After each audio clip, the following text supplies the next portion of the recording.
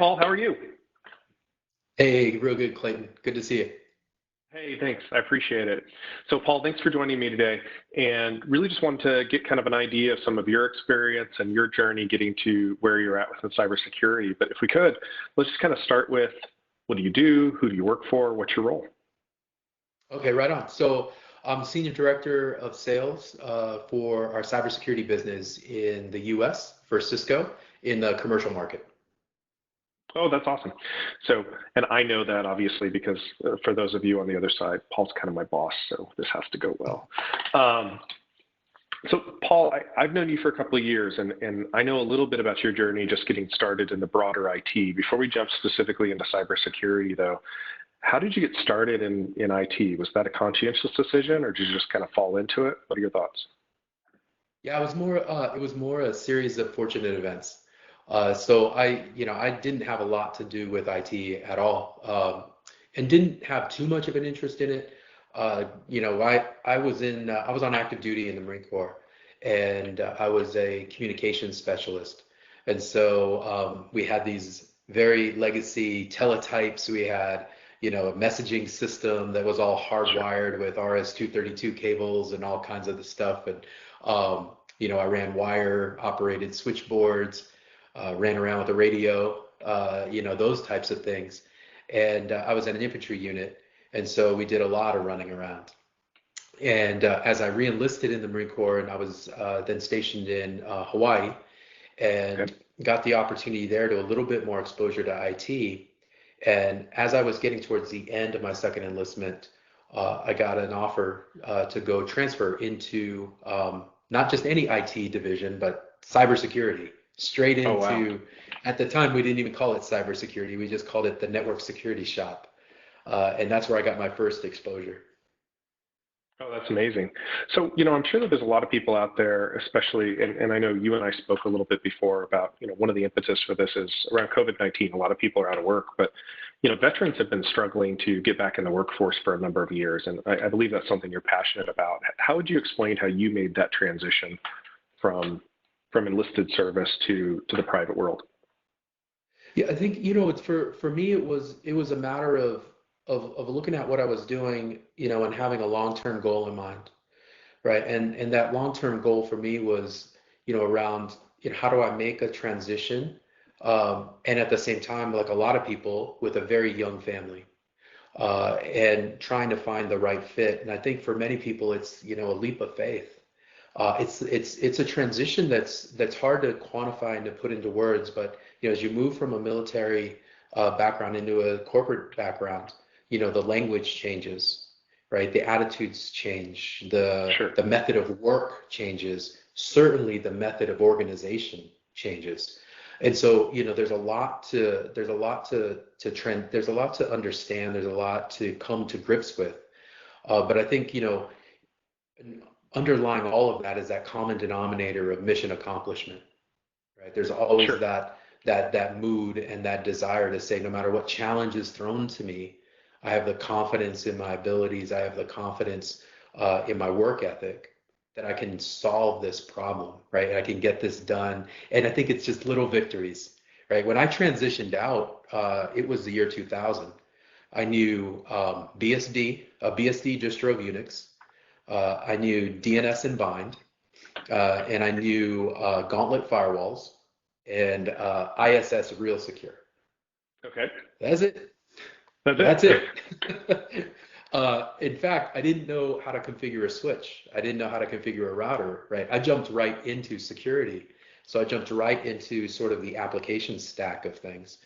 And even though it was just a very limited skill set, I tried to go as deep as I could, right? Okay. And then say, all right, how do I evolve with the industry, right? And it was a fortuitous time. 2000, there wasn't a lot of commercial off the shelf out there to begin with. Yeah, and an interesting time to enter the workforce at that time as well. I mean, you're probably dealing with the dot-com bust at about that point, and it was probably an interesting time. So for people like myself who haven't served, I am kind of interested in what do you think a person that's been in the military really brings to the private market? And the reason why I ask is I think twofold. One, for those that are veterans that are trying to get out into the workforce, What are the things that they should really emphasize to a private employer like yourself? I mean, you hire a lot of people. What are the things, what are the skills that they bring that might be unique so that they can emphasize that? But also, as someone that does hire people, what do you think? What would the message you would give to other leaders as far as what are the skill sets that you really think the military instills in those people? Yeah, I'll share it. I'll share it through a story. We had the opportunity, some years back, to invest in a program where we looked at transitioning veterans who came from a non-IT background, and see is there a method by which we can expose the right individual to a technical curriculum and make that transition. And I had the opportunity to interview a young man who was transitioning, who was a C5 mechanic. And I remember Those are the big planes, right? some giant planes, like Right, Galaxy, right? the biggest, like you open up the nose and you drive like a tank inside of it, kind of big. Awesome. So massive mission critical, air platform that the whole military uses for transport globally. And I remember some of the feedback was, boy, the individual has no idea of what a computer does, what a switch router does. I just don't know. And I remember we got on the phone and it was sort of a panel interview, and I asked the young man, I said, how many mechanics would be operating on a single C5 at one time? And he said, one. And I said, one. He goes, yeah, there's a lot of C5s, you get one mechanic. And I said, what happens if there's a maintenance issue on the C5 that you can't solve? And he said, it doesn't fly. Yeah. And the mission stops. So the tanks, the Marine Corps battalion, the company, the whatever it is that needs to get from here to there doesn't get there. And I said, what's that feel like? And he said, it feels awesome. And I said, you're Got that much responsibility. Yeah, exactly. You're hired, Well, right? Because and it tells you tells you that there's someone that can learn. Absolutely, that wants the pressure, that lives in the pressure, that solves in the pressure, right? That aptitude translates to any acquisition of skills, right? Because what we do is a skill-based profession. There's no question, but it's not unattainable, right? It's not something that's so far afield of somebody's requisite skill sets if you have that baseline desire, one, to learn, second, to accomplish the mission. You put those two elements together, it's very hard to go wrong. Agreed. Well, we're going to pivot back to you now for a little bit. So you leave the military. Now, did you go directly into cybersecurity, or have you bounced around, and what was that experience like for you? So I did. I had two opportunities. I had one to be a security Unix engineer for a big financial company based out of Boston, which was awesome. And then I had an opportunity to work to be a consultant. Okay. And I remember at the time the financial offer was more lucrative. I remember going to my boss at the time, who was also in the Marine Corps, and I said, "What do you think of these two?" And he goes, one of them pays a lot. The other, but it's defined. Because this other one pays well, but it's broad. Right. And he goes, and remember, BSD, DNS, and God. Yeah, it'd be nice to broaden, right? And so I took that offer, and it was a company some people out there may be familiar with. It was an old Cisco partner, International Network Services. Okay. And at that time, a lot of, for whatever reason, through personal networks, a lot of Marines were transitioning into INS at the time. And so I took that job based out of Houston, and I quickly became a security in the security practice for oil, gas, and energy. And so my primary client at the time was Enron, if people remember Enron from back in the heyday. I think there's some people that have some bad memories about Enron. The good, you take the good with the bad, but it was a good experience for me because it was I was the lone consultant on that project, and so it was another kind of just right into the frying pan. And at the time, I remember thinking about how much the bill rate was for a consultant. And Hmm. I didn't even want to get up to go to the bathroom. Right? I was like, no, I got to stay here in this chair all day, Give them every working dime, on it, right? give them every single dime. And so I made that transition out, and as that sector really got impacted, really 9/11 changed a lot of things in the commercial industry. A friend of mine had started working for a very small company. I think there were only 3 employees, and it was the founder was a former Navy veteran that was doing contract work for the Space and Information Warfare Center out in San Diego. And so I joined that company, and we started with, the 4 of us, 5 of us in a borrowed conference room. And we just kept building it together, great memories, until we had, 70 or so people in the company. Oh, wow. So at some point you made a transition to leadership though. When was that? Was that at Cisco or was that before you got to Cisco? It was before Cisco. I'd say, the one thing that I'd always, treasure the Marine Corps experience for is, leadership at every level. Right, from the Hmm. time that, when I graduated enlisted boot camp, at 18, very shortly thereafter, you're put in charge of something, right, and given responsibility for the execution of that mission. And then as I grew a little bit older, then you get, people reporting to you. And so I got a very, very early exposure to leadership, and I just fell in love with the, the process of building the team, of being the team, and the pride that you take, right, from the team, right? We are this identity. We can accomplish this, and I really sort of developed my love for leadership in the Marine Corps. And then as I transitioned, I was a single consultant, and then as we started building out that company, we were building so fast that we got to a point of growth. And I said, "There's a lot of people here," and Yeah. they were all asking like who their boss is. And my boss at the time said, "That's you. You're, Yep. yeah, like you've got that part."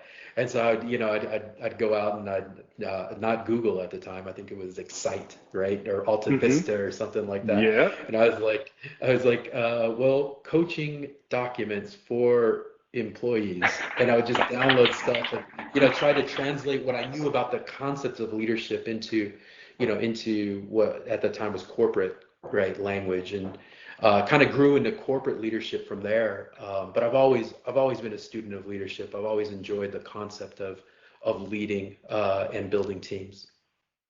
Yeah. So one thing that I know obviously about your tenure at Cisco is you really started out on the systems engineering, sales engineering side, managing a fairly large group of those folks.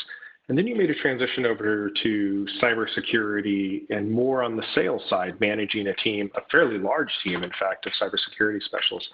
Why did you make that transition, and why did you think that was a good move for you within your career?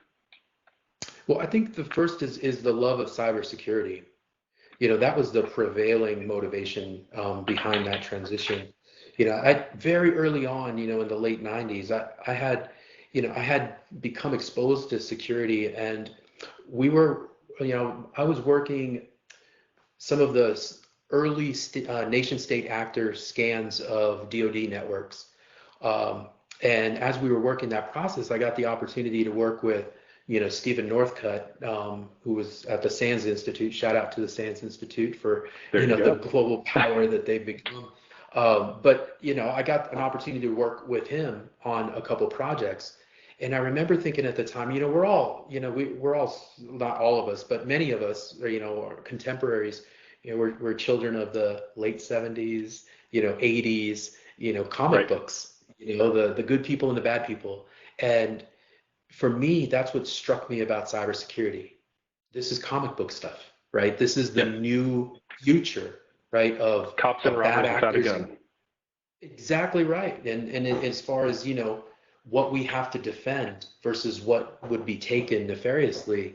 And that got me, and I think as I started really maturing in as a practitioner of cybersecurity, on the implementation side, operations, threat hunting side, what I loved about it was we can't guarantee the outcome, right? Like any other IT domain, if you're a collaboration specialist, the video's on or off, The Yeah. network is up, down, right? The application is available or it isn't. It's a very binary outcome, right? Is cybersecurity ever working?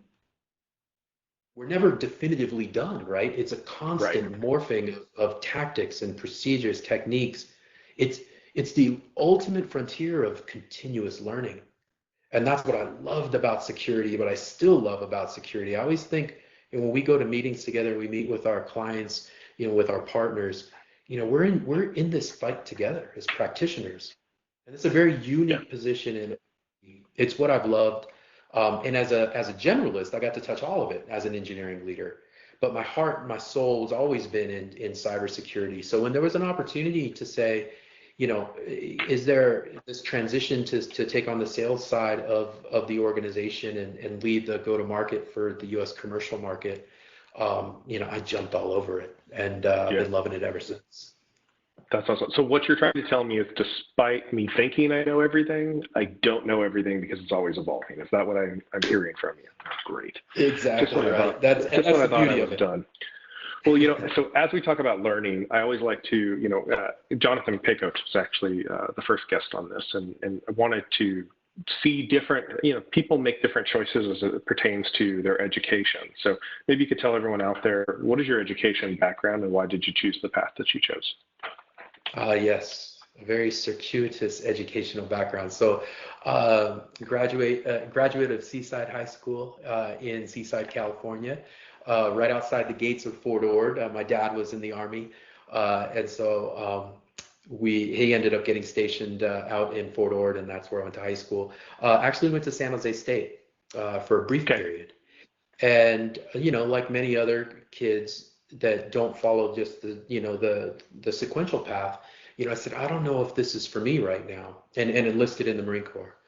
And my mom, when I told her I was dropping out of college, which obviously is never a popular conversation with the parental units, True. um, she said, you have to, and she's a teacher, by the way, Okay. you have to promise me that you will finish college. Yes, yes, mom. Yes, of course, of course.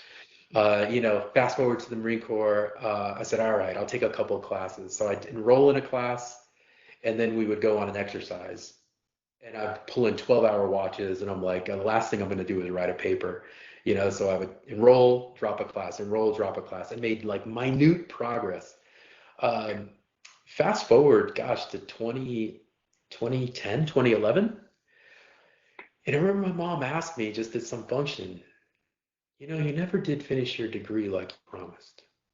Oh, And I said, well, mom, I, I, I'm so blessed to be able to lead the West Area Territory operation. It's a giant multi-million-dollar operation for Cisco and this. And she said, yeah, but you never finished that degree you promised. And I just, I said, oh my goodness. So I enrolled in night school. As okay. I was operating, as I had a job as a senior engineering manager of the SE organization here at Cisco, and finished my degree. I think, gosh, 2011 or 2012, 2011 or 2012, somewhere in that range. And I mom was ended so up, proud, right? of course, well, that's what she wanted to hear, and Yep. it's funny when I told her, she said, I knew that you would. And I think the story there is that, for anybody, there's never one path, right? There's never Agreed. there's never the path to success. There's never a paved road. It's, it's a twist and it's a turn, in the middle of all this, life happens, right? We get married, we have kids, we don't get married, we, take care of our parents, or our siblings, whatever that situation is, there's no direct path anywhere in any endeavor that we do. And, there's always triggers in your life that say, hey, there's a opportunity to persevere and accomplish that goal. And I'm glad that I did.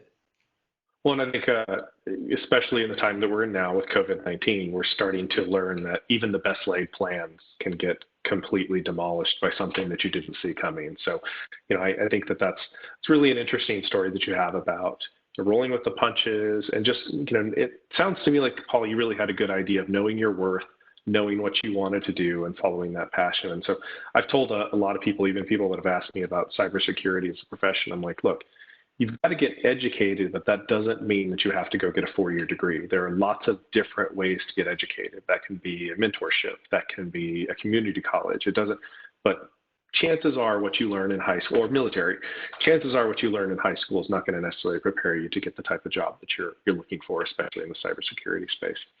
So let's pivot kind of one last question to you, really, and about you, and that is really advice that you would have for people that are not in a leadership role today, but are contemplating getting into a leadership role. What advice would you give to them? Oh gosh, I think, number one is understand the why, right? Why are you seeking this path? Because there's a moral burden that comes with leadership, right? It's not a matter of being in charge, right? And telling people what to do. If that's the motivation, I would say please don't, right? Right. That's a recipe for disaster, in today's environment. You have to, you as a person, you want to, you know, I've found very effective leaders that I've admired. One quality that I see common in a lot of them is, oh, you need me, right? They're givers, right? They're Yeah. givers of themselves, right? That's the surefire way to get me engaged. It's like, I need you. Oh, you need me. Oh my God. Well, let me drop it. Like, okay, you need me. Yeah. It's gratifying, right? But there is a burden that comes with that. You are making decisions about, people's careers, and that affects everything else, that they would otherwise have going on. So I'd say don't take it lightly. Number one, don't take it lightly. Understand the obligation, right, that you will have if you do get that role, really to serve others, not serve yourself. Yeah. And the second piece of that I would say is, understand your personal leadership beliefs. Right. So many times I'll talk to people and they say, well, listen, I'm a leader that believes in building trust through transparent communications, understanding people's motivations, and removing obstacles to allow them to achieve their success. Now, there's nothing wrong with that series of words strung together, but that doesn't tell me anything about that person, right? That's Yeah. that's chapter one, right, in what is a leader. And what I like to start with is, and I'd give this advice to anybody, maybe counterintuitive, but start with the negatives, right? Start with the things that you absolutely can't stand in your life. They're different for all of us, but Right. start there, right? Because the opposite of that negative is who you truly are as a leader. And then start telling me about that, right? Because then that communicates to me who you are as a leader and who you would attract around you. So now I'm thinking about the team, not you, because that, again, that's the most important element of anything we do. It's not the Yeah. leader, it's the team members that ensure success. And so Yeah. those are two pieces of advice I'd give. It's interesting that you talk about responsibility and obligation. A leader that I worked with for a while, he and I were at a social engagement, and we were just talking about life and those sorts of things. And it was around Christmas time, and he said, one of the hardest things for me is to get up in front of the company and to give the Christmas party speech. And I misinterpreted it as just, anxiety of crowds, public speaking, those sorts of things. And so I actually offered, I said, no, I was a leader in the organization. I'll be happy to do that if that lessens the burden. He goes, no, it's not about the talking that bothers me. He said, it's about looking out at all of those families and knowing that ultimately I'm responsible for them, not just the employees, but for them. And I thought that was very telling. It really told me something about that individual and who he was as a leader. So I think that it really is. You're absolutely right. So we'll end on hopefully kind of a more upbeat note, because let's just agree, COVID-19 sucks. Everything about it sucks. But I like to look for the little bit of sunshine that might be in the corner here. What do you think is something positive that's come out of, whether it be work from home or any of the fallout from COVID-19? What do you think is the positive, the silver lining, so to speak? Yeah, I think, one thing just on the business front, we've accelerated, COVID's accelerated what we've known in IT for a long time. Remote work can be productive. Mm-hmm. We've known that. But it has to be secure and available. We also know this. But I think our customers execs, right, have adjusted from that concept and implementations in pockets to reality, right? Broad-based secure remote work. And I think that has driven a necessity to say, well, what is my SaaS provider's security model? Right? It can't take it on face value. You know, there's elements that say, well, wait a minute, our security, trust, privacy, et cetera, you know, needs to extend past what we own and what's connected to us. So I think that connectedness awareness has been a benefit. I think on a personal note, I think one thing that you know, certainly this has taught us, at least personally for me, is just how precious, right, the people in our lives are, and how much the pace of life, you know, sometimes uh, overwhelms us. And this is, in a case, is, you know, forced us to slow down and It really appreciate has. the people in our lives, and appreciate what life would be without them, right? I think like many people that could be listening to this, right, we're all waiting for the moment we can go hug. If we're fortunate enough to have our parents still here with us, you know, we're waiting for that. You know, this was a Mother's Day where moms didn't, you know, moms with their kids don't live in their house didn't get hugged, and Yeah. that struck me this weekend. But it did Yeah. also, you know, strike me of a deep sense of appreciation, right, for our loved ones. Yeah. Well, Paul, it strikes me right now, the reason why you're in the senior leadership role and I'm not is because I would have said, well, my wife's cooking has gotten even better, and you turned it into something that was far deeper than that. So I appreciate it. Well, hey, Paul, thank you so much for joining me. For those of you out there that are going to be watching this, I hope you enjoyed some time with Paul. Paul, I know for me, it's been great to, you know, get to know you even more so than I have. So thank you so much and appreciate your time. Thanks, Paul. Thanks for the invite. No problem.